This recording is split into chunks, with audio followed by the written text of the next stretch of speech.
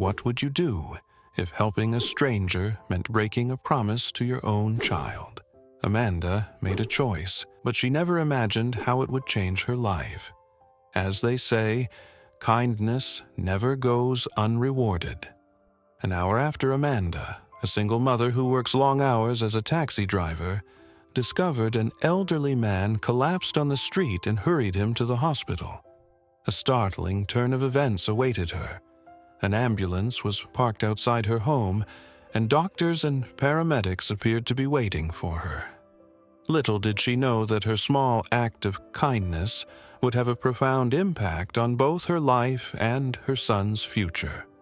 Hello, everyone, and welcome back to Unveiled Narratives. I have another touching story to tell you today. Thank you, and have a wonderful evening. When her passenger gave her a tip, Amanda smiled warmly and thanked him.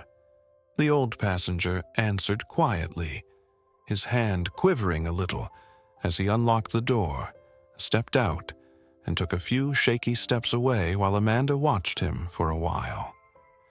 With a gentle thud, the door closed, and she exhaled a little in relief that another ride was over. She looked at the crumpled note in her palm and swiftly counted them. With this tip, she gently folded the money and slipped it into her purse, a satisfied smile spreading across her lips. Her week of saving was finally over, but it wasn't just any savings. It was for Liam, her 10-year-old son, whose birthday was tomorrow, and he had been hoping to celebrate at the amusement park. As a single mother, Amanda had vowed to give her son the childhood he deserved, and every ride she took and every tip she saved was for him. It hadn't been easy saving enough for the park tickets, the gift, and a small celebration, but tomorrow she would finally see Liam's face light up with joy, and that would make every effort worthwhile. As Amanda slipped the tip into her purse, she experienced a brief moment of silent satisfaction, envisioning the joy of her son. The following day, as Amanda shifted in her seat and got ready to pull away, her eyes went to the rearview mirror and her heart skipped a beat. The old man she had just dropped off was lying on the ground, his pale face and shallow breathing, and his body appeared abnormally still. Without hesitation, she turned off the engine, opened the door, and hurried to his side. Amanda swiftly took out her phone and called 911. The operator told her that it would take 10 to 15 minutes for an ambulance to arrive. Amanda saw the man's weak body and knew he didn't have much time left.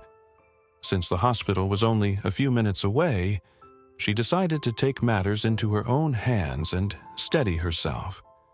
She carefully helped the man sit down, even though he was weak, and he leaned on her for support as she led him back to the taxi.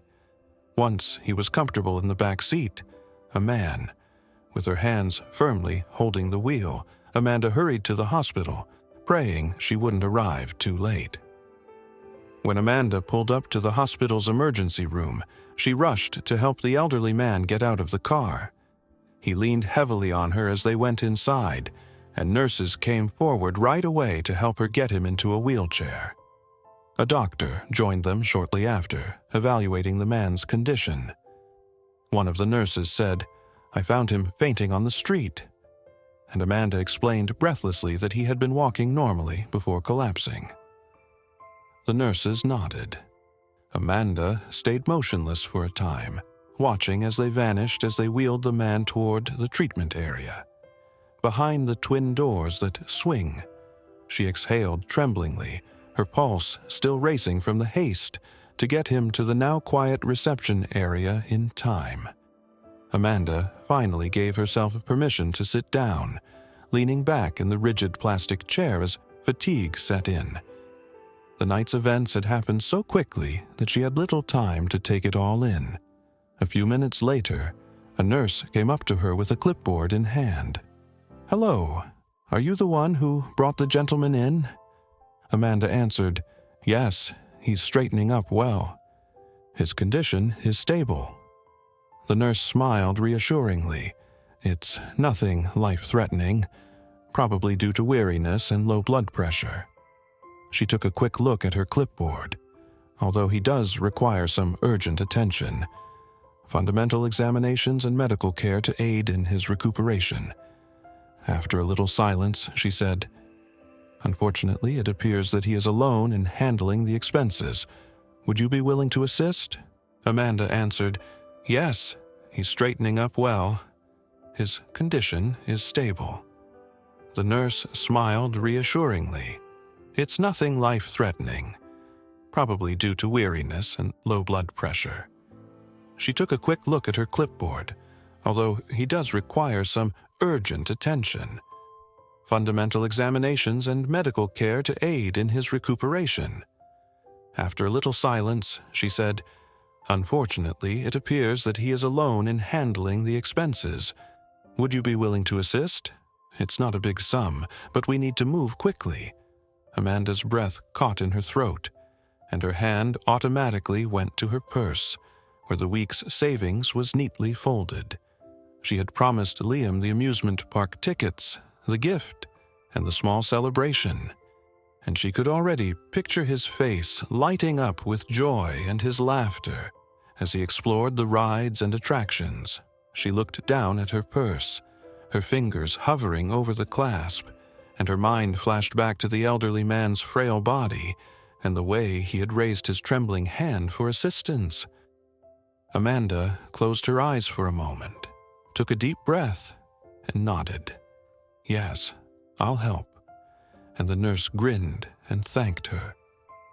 As the nurse left, Amanda gave the money with a heavy heart, but she remained resolute and reminded herself that someone's health and safety came before a single day of celebration. A knot of sadness and shame gripped Amanda as she sat back in her chair and stared blankly at the floor. As she considered how she would inform Liam that the Amuse Park was no longer an option, she felt twisted in her stomach. How would she explain that all of the money she had saved up was gone? She took out her phone and looked through old photos of Liam, one of which was from his birthday last year, showing him holding a cupcake and a single lit candle, his smile brighter than any party decor could ever hope. Too, a slight smile touched Amanda's lips. Even though she might not be able to offer him the wonderful day she had in mind, she could still make it unique in her own way. A little while later, the doctor came out of the treatment area and walked toward Amanda. "The man is stable now," he said, adding that his blood pressure had dropped because of exhaustion and dehydration, but he was responding well to treatment and would be released once he had had some more rest. "That's good to hear," Amanda said quietly. The doctor stopped to look into her eyes and inquired about the person who had brought him in. He said he wanted me to thank them on his behalf, because it seemed like you had gone above and beyond to assist him. Amanda smirked modestly and shook her head, saying, "It was the least I could do." She began to go for the exit, her body heaving with fatigue. Her shift was finished, and it was long past midnight. All she wanted to do now was get home, where Liam would be waiting for her, even if he had probably. Just before she reached the departure door, the thought of her son, who had already fallen asleep, gave her otherwise exhausted mind a tiny glimmer of hope. Amanda stopped dead in her steps when she had a startling notion. She turned around and took one of her cab business cards out of her purse before approaching the nurse at the reception desk. She smiled softly and said, "If he or anyone in his family needs anything, please let me know." The nurse accepted the card, and Amanda replied, "I don't live far, and I'd be happy to help in any way I can." Her face softened with thanks. "That's very kind of you. I'll make sure they get this after leaving the hospital." When Amanda turned into the driveway and parked, she took a deep breath to try to shake off her exhaustion before stepping out. Liam ran to her as soon as she arrived. his face glowing with excitement. Amanda's mind was heavy with the events of the night, but the quiet streets offered a brief moment to reflect. Like many working parents, she frequently relied on Lisa to watch Liam during her late-night shifts, knowing he would be safe and cared for. Despite her worried thoughts, Amanda couldn't help but smile as she gave him a hug and could see how excited he was for tomorrow. His positive energy filled the car as they drove home, and he talked to non-stop about the amusement park, the rides, the games, and how much fun it would be. As they got closer to home, Amanda's mind raced as she practiced what she would say to Liam, trying to find the right words to explain everything without breaking his heart. She didn't want to see the joy on his face fade, but she knew there was no way around it, just as their house came into view. Amanda listened quietly, her hands gripping the wheel a little tighter. She didn't want to dampen his happiness, but she knew she had to tell him the truth. The money she had worked so hard to save had been used to help the elderly man at the hospital. She couldn't take him to the amusement park as promised, at least not tomorrow. As she saw an ambulance parked in front of her door, its lights creating harsh patterns across the dark street, Amanda's stomach dropped. She slowed the car, her pulse quickening, realizing something was wrong. Liam gripped her hand tightly as they stepped out, his earlier excitement now replaced with quiet confusion. As they got closer, Amanda noticed paramedics and doctors waiting near the ambulance, seemingly expecting her. Beside the stretcher, a well-dressed man moved up to greet her. "Miss Amanda, I'm James," the man stated in a kind but earnest tone. "My father, who is this gentleman's son, requested that we come here tonight to personally thank you. He told me about your generosity earlier today and how you didn't think twice about helping him when he needed it." Amanda looked at the elderly guy who gave her a feeble smile as he thanked her with his eyes. The doctors and paramedics were still close by, prepared to help if necessary, and their presence was a safety measure as they took him back to the hospital. "I can't take this. I didn't help him," she said, trying to return the envelope. James reached into his coat and held out an envelope, saying, "Please accept this. It's a small gesture of gratitude for what you've done." Amanda hesitated, her hands shaking as she opened the envelope, and inside was a check for so much money that it took her breath away.